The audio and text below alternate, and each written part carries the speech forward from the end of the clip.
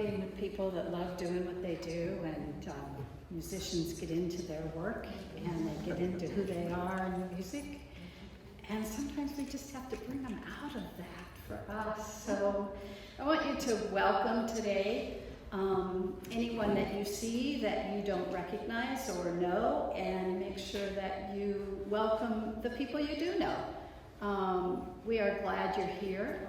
We also have the gift of someone trying us out, and we're trying him out. Mike Kilmer is our musician for today. Obviously, he loves music. And he's going to try us out for a month, and we're going to try him out for a month, and then we're going to see the match. There's always an important piece about making the connections that are right for us individually, for us as a group, and for whoever joins us. They need to find the right match as well. So, welcome to the UUCP Church of Pensacola. I am Nancy Hagman. I will be your service leader today, and we will have a video that will play that's a little longer than our normal message. It was pre-recorded. It is a video that's on YouTube, and it's about 30 minutes. So for those of you that feel an obligation to jump up and leave at 11, you are welcome to do that. But I am letting you know sort of in advance that the service may run a little bit over. There are a couple of announcements. During our annual meeting a few weeks ago, the 8th principle was talked about. We actually have 7 principles that we follow. And there has been one that has been recommended for an 8th principle in our church, as is normal with every Unitarian Universal Church, gets to decide for themselves what they want to do and how they want to do that. So you have received at the door a 2-page literarily written document. I started reading and I thought, oh my goodness, but that is what's important. And it's important for you to read it. It has been narrowed down to 3 choices. One has more words to it than the other, so the principle itself is written in 2 choices, and we would encourage you to read the document. The 3rd choice is to not adopt the 8th principle at all and add it to our 7 principles. So there are 3 options, and we would appreciate it if you have done it online, which it did come out online. If you haven't, on the 2nd page, if you will look at it and circle the one that you're interested in. You may make notes on that, and please sign your name. We are trying to do this by consensus. So, and leave it. If you get it done before the offertory, then by all means, fold it up small enough to go in the basket, or you can leave it on the big square table at the back as you leave. And the second announcement is actually about something that happened last week that you're also invited to do this week. Sunday services. Our congregation a year ago decided that we would kind of depend on ourselves, and we would have lay-led services. So we jumped in with full feet. We have a group of 6 or 7 people that meet periodically to ferret out the Sunday services. But actually, every single one of us is on the committee.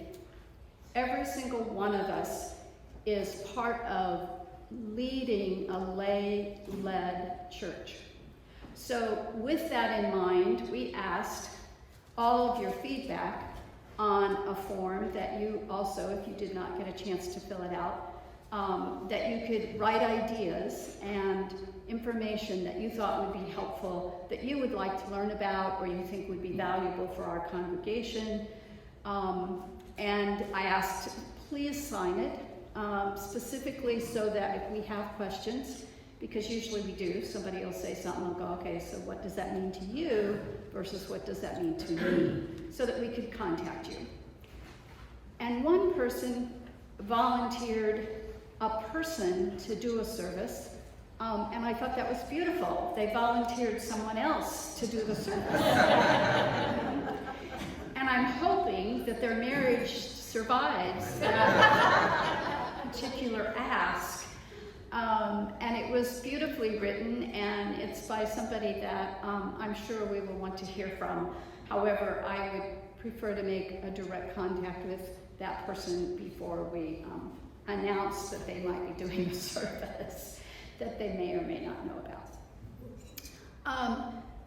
We also are asking that if there are people in your travels around Pensacola or other places that are excellent speakers that you think have something to offer our church as a congregation, please notify us. I'm in the directory. We have several committee members that work on this on a regular basis, and you are welcome to contact any of them as well. Excuse me.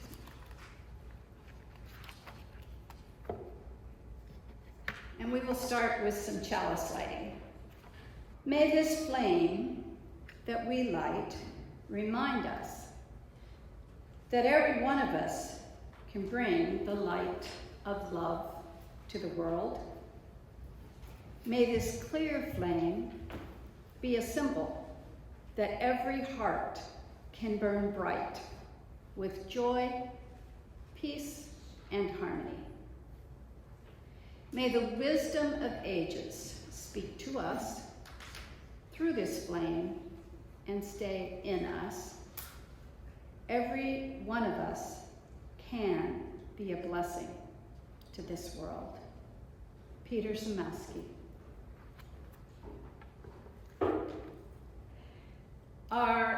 Excuse me.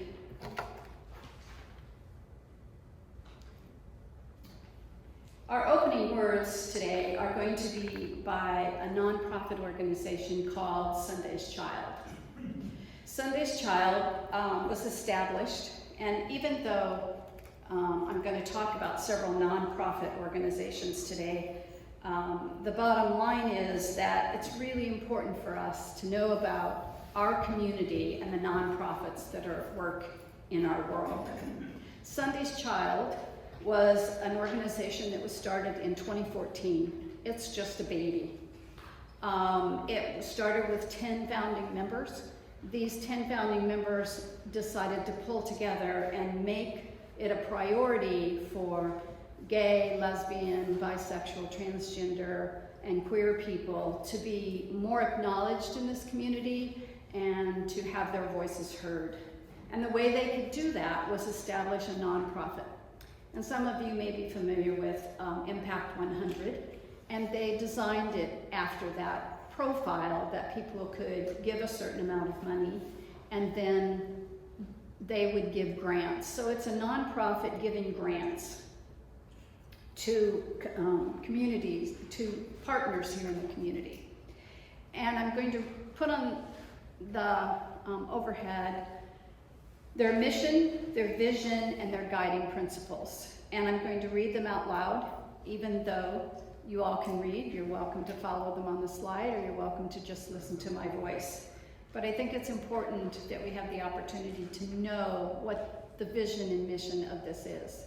We are not making a collection today. This is not about our Fifth Sunday collection to support a nonprofit, but this is about us understanding nonprofits in our world.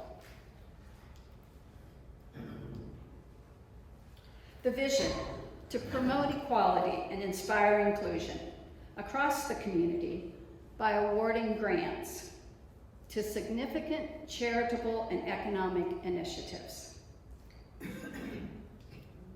The vision: a fully accepting and inclusive Pensacola Bay Area that embraces the LGBTQ+ citizens and their contributions to this community.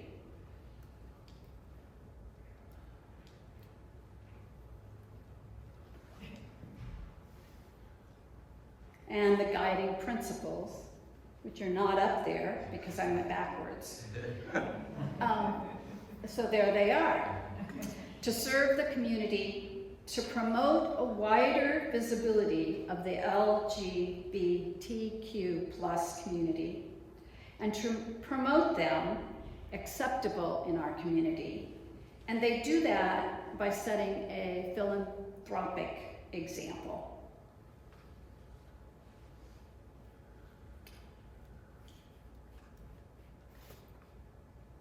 And now we will have some centering music.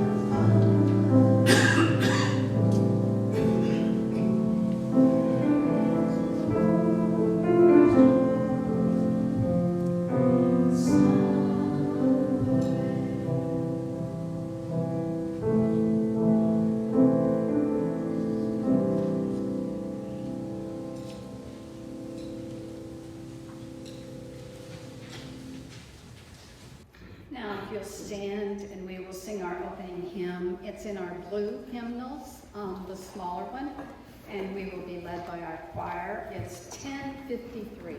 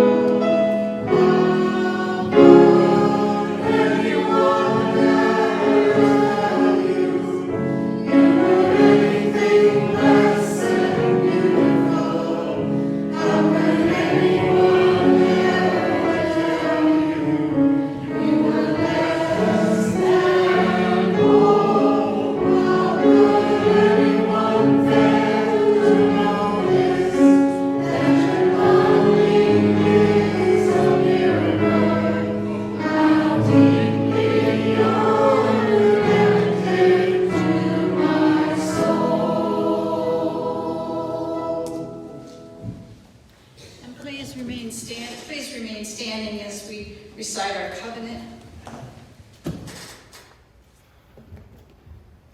Love is the spirit of this church, and service its law. This is our covenant, to dwell together in peace, to seek the truth in love, and to help one another. Thank you. You may be seated.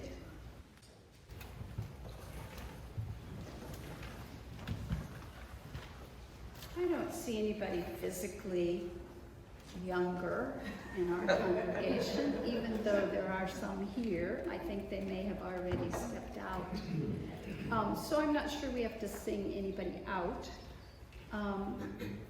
But I do want to speak to the younger part of ourselves about, and if children were here, I would ask, have you ever had an animal that began to age? And think of a time during that aging process, how they began to deteriorate in their bodies. And what was it that you did to assist them during that time? I'm recalling a time that recently, about a year ago, I had a very strong-minded, independent young dog who decided that she didn't want assistance. And so therefore she decided to do it her way. So we changed all the steps, we raised them so there would be just little pieces. She was able to negotiate those little pieces for a while, and then she decided she just wouldn't go out at all. And the minute that we took her out, she was not real satisfied. And the minute she started to come in and we went over to help her, she hustled whatever she could to get up those steps because assistance was not something that she wanted. We loved that little dog. But at one point, it became where she was not living a healthy life. She was not living what she could give besides the deposits that she made on our floor on a regular basis. And I no longer could do what I could do. As much as we adjusted our lives around that person or that child or that dog or animal that you've loved, there comes a time inside us that we have to come and let go. And so we did let go, and so did she. And so today's service is really going to be about touching that part of ourselves and how do gay couples recently, within the last 6 or 7 years, even have a right to be with their partner during a dying age or if they're in the hospital. And some of that has changed, although it is possibility in jeopardy. But our film today is going to address some of that, and we are going to have an opportunity to listen to some couples around their way of dealing with some of these things and hear their story. So before we do that, we are going to do a couple more things. One of them is an offertory. We're going to have an offertory and we're going to pass the basket.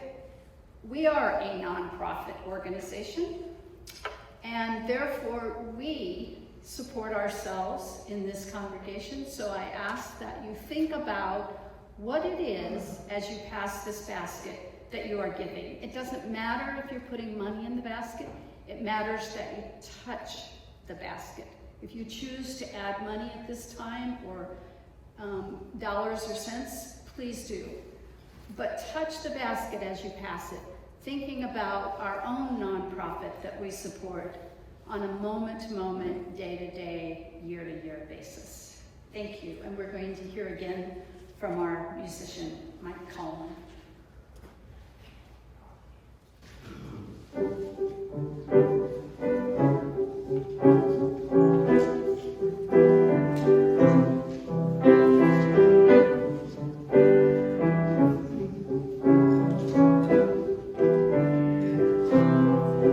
Peace and pride is a sin. Forget them.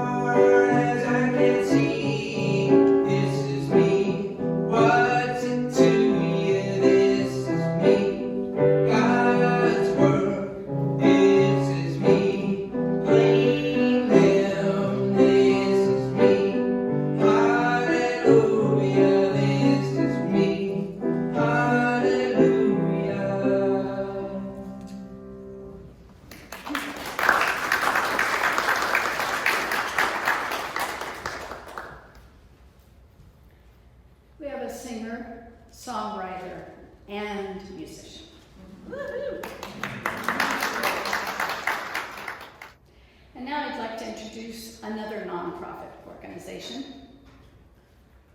Fortunately, we have them in our world in Pensacola, and they are alive and thriving. And this next slide is about the Council on Aging. The Council on Aging had a brilliant idea. They decided that there were very few people that knew what would happen if you were gay or lesbian or bisexual or transgendered or queer.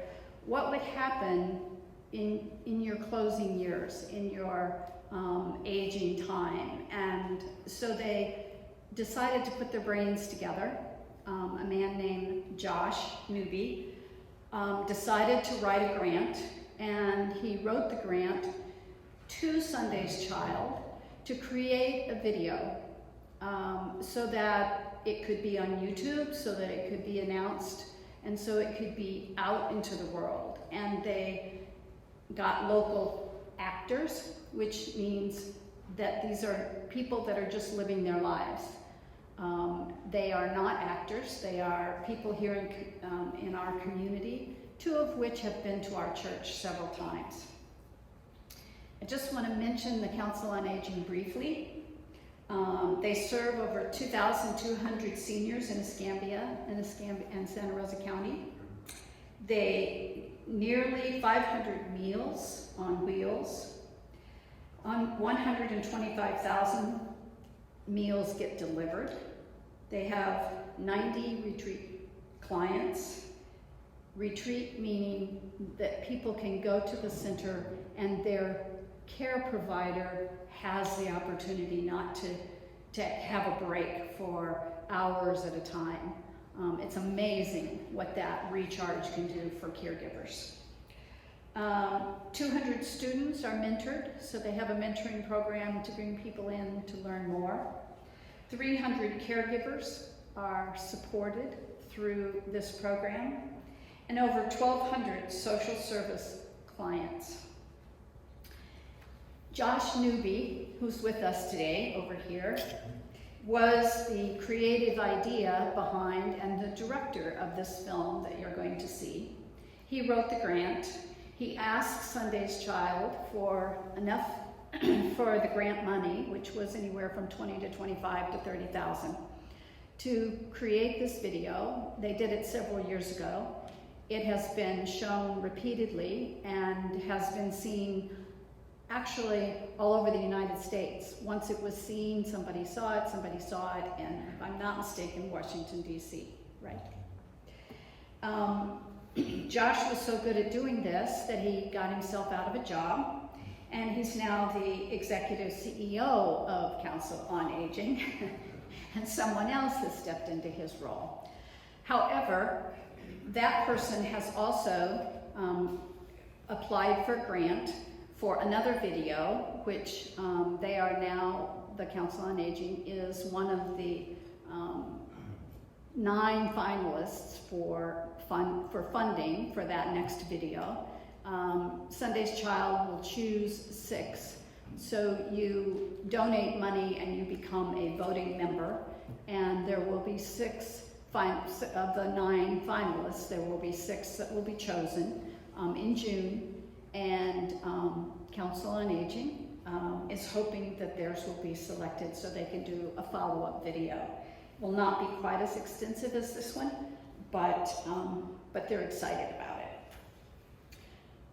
So with no further ado, we are going to watch it. It is actually on YouTube, and so if you at any point want to go and watch it again or miss something, go to the Council on Aging website, and you can click on Someone Waits for Me.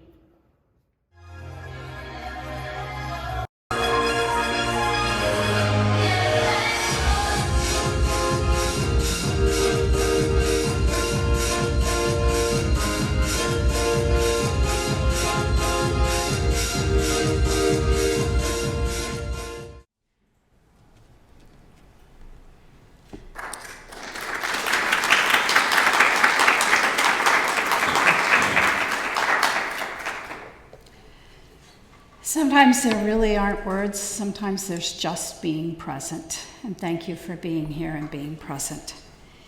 And we will have closing music now, if you'll please stand, and we will sing number 131 that's in your regular hymnal.